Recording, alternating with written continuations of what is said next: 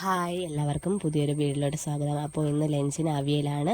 അപ്പോൾ അതിനാവശ്യമായിട്ടുള്ള തേങ്ങ, ജീരകം, മഞ്ഞൾപ്പൊടി, മുളക് പൊടി, പുളി, വെളുത്തുള്ളിയൊക്കെ ഇട്ട് ഒന്ന് അരച്ചെടുത്ത് ഇതിലോട്ടൊന്ന് കുക്കറിലാണ് ഞാൻ വയ്ക്കുന്നത്. അപ്പോൾ അതിലാവശ്യത്തിന് ഉപ്പൊക്കെ ഇട്ടൊന്ന് മിക്സ് ചെയ്ത് കുറച്ച് വെള്ളവും ഒഴിച്ച് ഒരു 3 വിസിൽ കേട്ടാൽ മതി കേട്ടോ. അപ്പോൾ നമ്മുടെ അവിയൽ റെഡി ആയിട്ടുണ്ട്.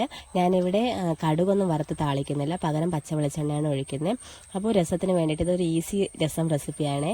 തക്കാളി, വെളുത്തുള്ളി, ഉള്ളി, ജീരകം, കായപ്പൊടി, പിന്നെ മുളക് പൊടി, മല്ലിപ്പൊടി, പിന്നെ ഞാനിവിടെ കുരുമുളക് മുഴുവനോടെയാണ് എടുത്തിട്ടുള്ളത്. അതും ഒന്ന് ഇട്ടതിന് ശേഷം അരച്ച് ചീനച്ചട്ടിയിൽ കുറച്ച് കടുക് വറുത്തതിന് ശേഷം ഈ മിക്സ് ആഡ് ചെയ്ത് പച്ചമണം മാറുമ്പോഴത്തേക്കും നമുക്ക് പുളിവെള്ളവും ഉപ്പും ഇട്ട് തിളപ്പിച്ചെടുക്കാം. സ്നാക്സിന് നമുക്ക് തോട്ടത്തിൽ നിന്ന് കിട്ടിയ പപ്പായാണ് ഞാനിവിടെ അരിഞ്ഞു വെച്ചിട്ടുള്ളത്. ബ്രേക്ക്ഫാസ്റ്റിന് റൂം ടെമ്പറേച്ചറുള്ള ബട്ടർ എടുക്കുക, എന്നിട്ട് കുറച്ച് വെളുത്തുള്ളി ഗ്രേറ്റ് ചെയ്യുക, എന്നിട്ട് അതിലോട്ടൊന്ന് ആഡ് ചെയ്ത് കുറച്ച് മുളക് പൊടിയും ഇട്ട് മിക്സ് ചെയ്യുക. ഇവിടെ മല്ലിയില എൻ്റെ കയ്യിലില്ലായിരുന്നു, മല്ലിയിലയും കൂടെ ഇട്ടാൽ നല്ല ടേസ്റ്റാണ് കേട്ടോ. എന്നിട്ട് ചപ്പാത്തിക്ക് മാവ് പരത്തുമ്പോൾ നമ്മൾ ഈ പരത്തിന് ശേഷം ഈ ബട്ടർ മിക്സ് ഇതിലോട്ടൊന്ന് സ്പ്രെഡ് ചെയ്ത് ഇങ്ങനെ ചുരുട്ടി റോളാക്കി എടുക്കുക.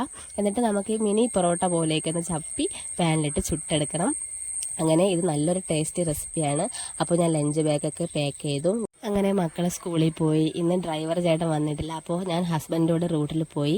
എൻ്റെ ഹസ്ബൻഡിന് ഈ ബേക്കറി ഐറ്റംസൊക്കെ സെയിൽസാണ്. ഈ വീഡിയോ ഇഷ്ടമായാൽ ലൈക്ക് ചെയ്യണം, ഷെയർ ചെയ്യണം. സബ്സ്ക്രൈബ് ചെയ്യാതെയാണ് കാണുന്നതെങ്കിൽ പ്ലീസ് ഒന്ന് സബ്സ്ക്രൈബ് ചെയ്യണം.